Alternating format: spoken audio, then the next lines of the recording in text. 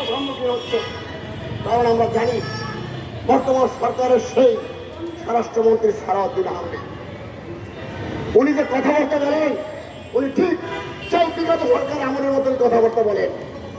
কারণ ওই কাদের একমাত্র সংবিধানকে সামনে রেখে যে সমস্ত অপকর্ম করেছেন, বিগত সরকার যেভাবে সংবিধানকে ব্যবহার করে এই দেশকে ধ্বংস করেছেন, সেই ইতিহাস মানুষ ভুলেনি।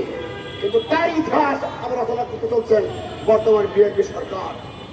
আপনারা জানেন, আমাদের চেয়ে ভালোভাবে জানেন সাংবাদিক ভাইরা, প্রিয় দেশবাসী, জল রক্তবিন্দু দিয়ে হলে আমরা এই সনদকে কখনো অবহেলা করতে দেব না, দেব না, দেব না।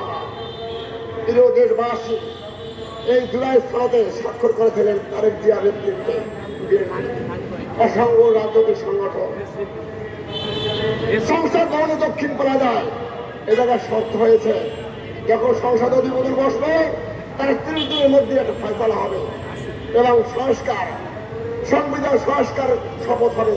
আমরা কি দেখলাম, 30 দিন চলে গেল, সংসদ অধিবেশন চলে গেল, কিন্তু এই জুলাই সনদ দিয়ে তাল বানানো হয়েছে, এই জুলাই সনদ দিয়ে তাল বানানো হয়েছে। এবং আমাদের কোন সংসদের সংস্কার কমিটির শপথে একমাত্র কিছু সংগঠন ছাড়া কেউ অংশগ্রহণ করেনি। এর অর্থ কি? এর অর্থ ফ্যাসিস্ট কায়েম করা।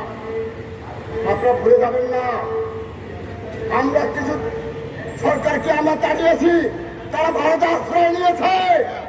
আপনারা ভারতেও দেখা পাবেন না, কারণ ভারত আপনাকে আশ্রয় দেবে না। আপনারা আগুন নিয়ে খেলবেন না। আমরা বিগত 15 বছর এই প্রেস ক্লাবের সামনে আমরা বলেছি, কিন্তু সেখানে সরকার শোনেন না।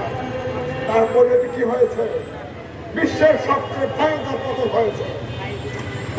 সরকার আপনি যদি ধারণা করেন, যারা মহল্লায় গ্রামগঞ্জের সব জায়গায় গণ আন্দোলন করতে হবে, যে আন্দোলনের ফলশ্রুতিতে আপনাদেরকে ভেসে যেতে হবে।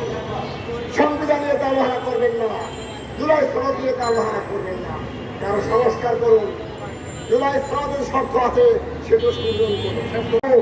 আপনারা আপনাদের শত্রু নয়, ভালোই ভালো আপনারা এই জুলাই সনদ বাস্তবায়ন করেন।